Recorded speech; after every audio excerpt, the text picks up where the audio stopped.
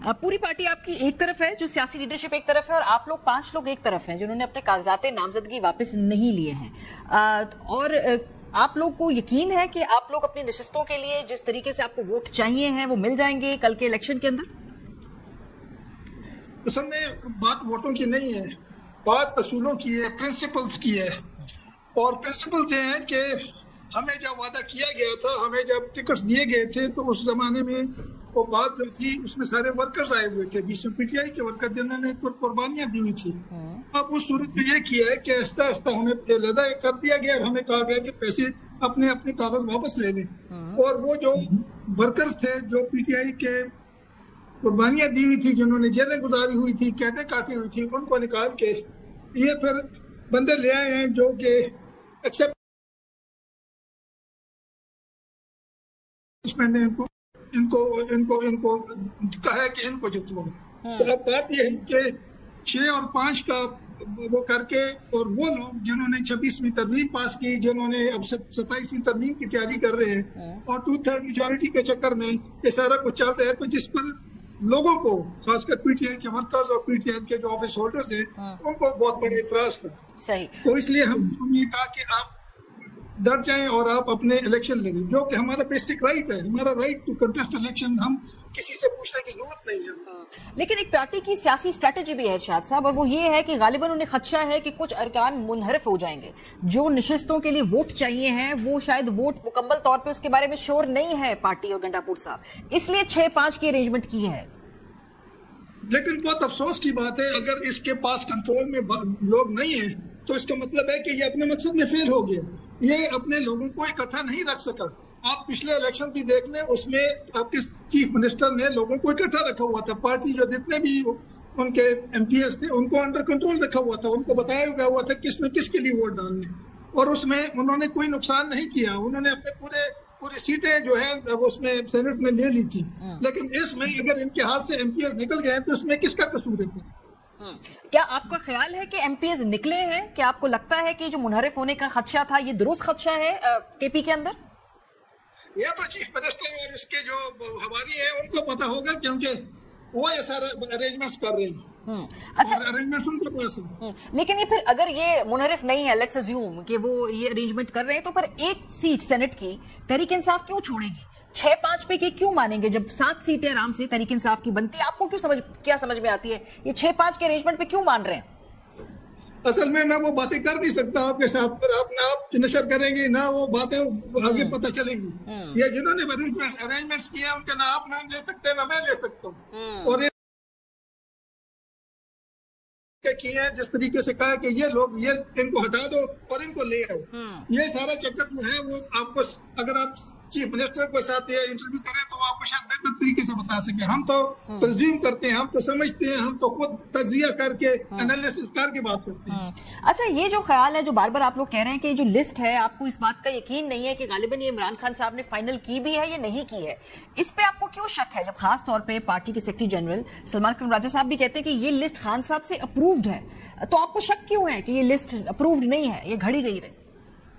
असल में राजा साहब जो हैं उनको भी मुकम्मल पता नहीं है। ये जो आप बात कर रहे हैं तो इसको मैं तईद इसलिए नहीं कर सकता कि मेरी उनके साथ मीटिंग हुई है।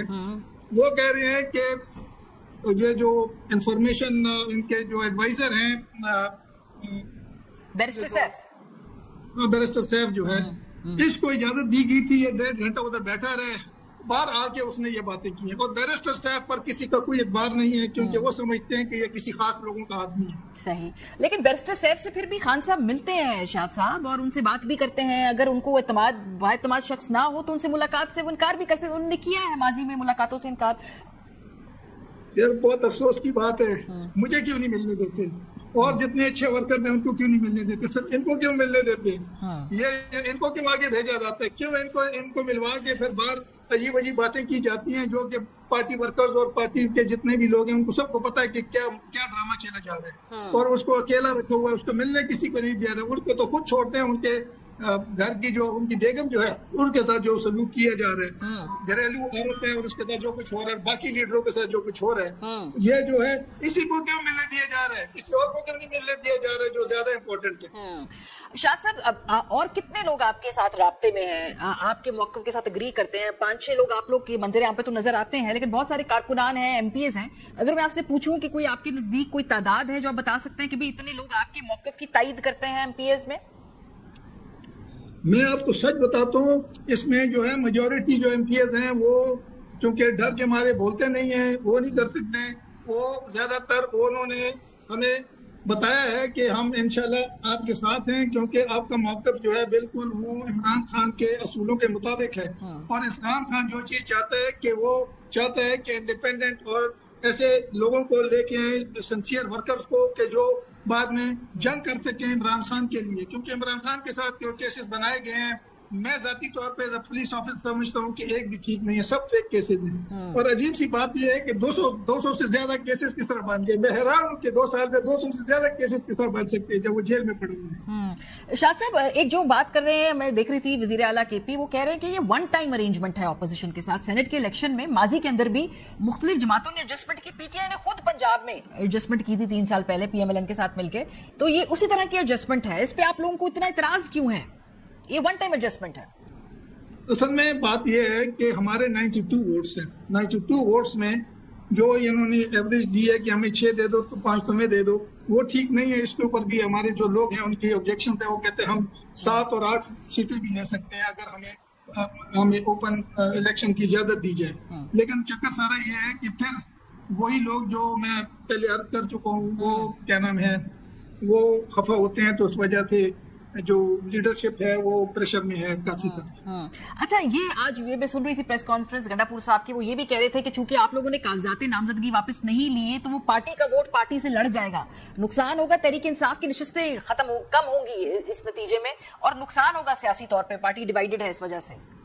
बात यह है कि अगर मैंने एक स्टांस लिया है, मेरा एक बेसिक मेरा राइट है, मैं जमहूरी राइट्स जो है अपने जमहूरी राइट्स को इस्तेमाल कर रहा हूँ। कोई किसी को पसंद हो या ना हो, आप हारे या ना हारे, अगर आप समझते हैं कि आपका स्टांस जो है वो जमहूरी है और आप अपना हकूक की बात कर रहे हैं, आप पार्टी लेवल की बात कर रहे हैं, तो उसमें अगर आपकी जान भी जाती है और आपको वो भी होता है, तो अगर आप असूली जंग कर रहे हैं तो मेरा ख्याल है कि इट इज वर्थ इट। अगर हम ये कहते हैं कि जो आप कह रहे हैं और आपने जो एग्रीमेंट किया हुआ है जिसमें वो लोग वापस आ रहे हैं जिन्होंने इमरान खान जो लीडर है पीटीआई का, उनकी मुखालिफत की थी, उनकी हुकूमत को गिराया था, उसके बाद 26वीं तरमीम ले आए, फिर अदालतों का बेड़ा गर्क कर दिया, उसके बाद अब 27वीं तरमीम के लिए 2/3 मेजोरिटी उनको मिलती है, तो बट वैसे भी मिल जाएगी उनको अगर हम विड्रॉ भी कर लें, फिर भी वो मनूवर कर लेंगे वो लोग।